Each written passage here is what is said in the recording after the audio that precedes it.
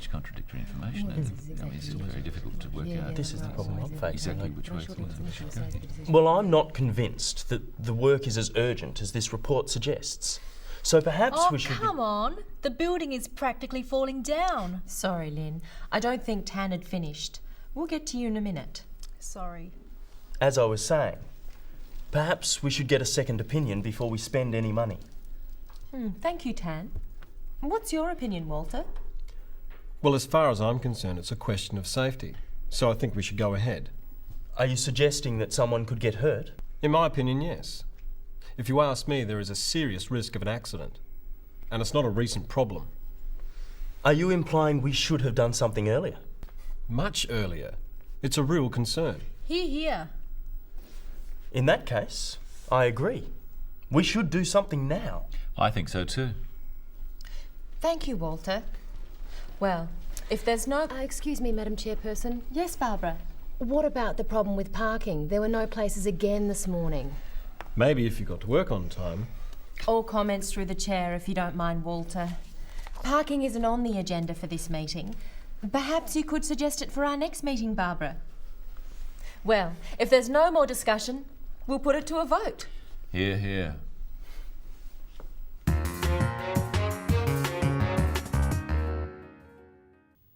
Today, we're looking again at meetings.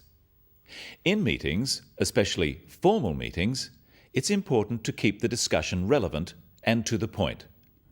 So we're looking at some words and phrases that a chairperson might use to stop irrelevant discussion and interruptions. We're also looking at ways of stating an opinion and agreeing or disagreeing. First of all, notice how Tan states that he doesn't agree with the report. Well, I'm not convinced that the work is as urgent as this report suggests. Tan says, I'm not convinced. He means he disagrees with the report. But by saying he's not convinced, he is leaving himself open to another point of view. Let's look at some phrases you can use to express disagreement. I'm afraid I'm not convinced. I don't entirely agree. I'm not sure about that. I can't agree with you there. I don't think that's quite correct. Notice that all of these ways of disagreeing are polite. If you use stronger terms of disagreement, it can sound rude or argumentative. Well, I'm not convinced that the work is as urgent as this report suggests. So perhaps we Don't should... be ridiculous. Excuse me? When disagreeing, the speaker normally also gives a reason for their opinion and may use an expression showing that it is their opinion. Listen to Walter. Well, as far as I'm concerned, it's a question of safety. So I think we should go ahead. Are you suggesting that someone could get hurt? In my opinion, yes. Let's practice some phrases you can use to introduce your opinion about something. In my opinion, as far as I'm concerned, if you ask me, the way I see it is this. And of course, you can simply state, I think, or I believe. Notice that Tan asks for clarification of the point Walter makes. He wants to make sure he understands what Walter is saying. Let's look at some ways of seeking clarification and checking understanding. Practice these with Tan. Are you suggesting that someone could get hurt? Are you saying that someone could get hurt? Do you mean someone could get hurt? Are you implying that someone could get hurt? One of the roles of the chairperson is to make sure everyone gets to have their say. All discussion should go through the chair. That is, people talk to the chairperson, not to each other directly. So the chairperson sometimes has to interrupt or stop someone from speaking. Well, let's see how Denise does this. Well, I'm not convinced that the work is as urgent as this report suggests. So perhaps Oh, we should... come on. The building is practically falling down. Sorry, Lynn. I don't think Tan had finished. We'll get to you in a minute. Sorry. By saying, I don't think Tan had finished, Denise is politely telling Lynn that she shouldn't interrupt, and Lynn apologises.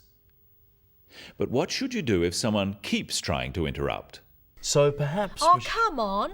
The building is practically falling down. Sorry, Lynn. I don't think Tan had finished. We'll get to you in a minute. Well, it's obvious with the evidence. Yes, but we do need to hear everyone's views on this. Let's just vote on it. All in good time, Lynn. Please, go on, Tan. Notice that the language the chairperson uses is always polite but firm. She uses sorry, thank you, and please as a way of respecting the other members of the committee, although she is in charge. On the other hand, there is a time factor. It may be necessary to cut people short. And furthermore, if we look more closely at the estimates, we can see... Excuse me. Sorry, Tan. Perhaps we should move on. I'm nearly finished. Yes, but we do have to keep an eye on the time. Perhaps we can come back to that point later. I think it's quite important. It is important, but I think it's more important we hear everyone's views on this. Barbara. There were two key phrases used to stop Tan from sending everyone to sleep. The first one, perhaps we should move on, is phrased as a suggestion, but it is said in a firm way with a falling intonation at the end. Practice with me. Perhaps we should move on. This falling intonation makes it a more definite statement rather than a suggestion. The second one was put as a reason for moving on, that time is short. Notice the emphasis on the word do and practice after me. We do have to keep an eye on the time. Remember, we said the discussion has to be relevant. What do we do if someone makes an irrelevant comment? What about the problem with parking? There were no places again this morning. Maybe if you got to work on time. All comments through the chair, if you don't mind, Walter. Parking isn't on the agenda for this meeting. Perhaps you could suggest it for our next meeting, Barbara. When Walter makes a comment directly to Barbara, Denise says, all comments through the chair if you don't mind. This is a way of reminding Walter of correct meeting procedure. All comments through the chair means he must speak to the meeting, not directly to one person at the table. Denise suggests that parking isn't on the agenda for this meeting. But so that Barbara doesn't feel bad, she suggests it could be discussed at another time. Finally, we've looked at disagreeing. Let's look at ways of agreeing with a point. Are you implying we should have done something earlier? Much earlier.